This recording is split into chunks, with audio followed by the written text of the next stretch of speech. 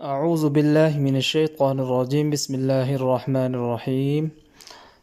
حضرت ابو ہریرہ رضی اللہ تعالی عنہ سے روایت ہے کہ رسول اللہ صلی اللہ علیہ وسلم نے ارشاد فرمایا، جو شخص رمضان کی راتوں میں ایمان کے ساتھ اور ثواب کی نیت سے عبادت کے لیے کھڑا ہو، اس کے پچھلے تمام گناہ معاف ہو جاتے ہیں۔ بخاری شریف۔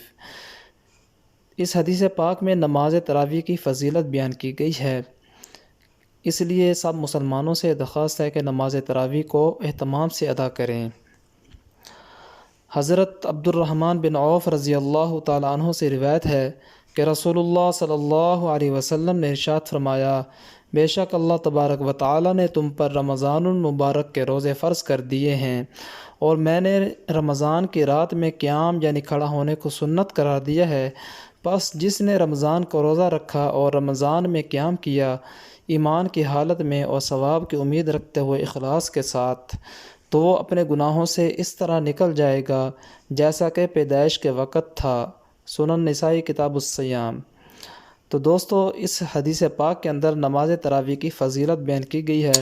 اللہ تبارک و تعالی ہم سب کو اس ماہ مبارک کے اندر نماز تراویح باجماعت پڑھنے کی توفیق عطا فرمائے۔ السلام علیکم ورحمۃ اللہ وبرکاتہ۔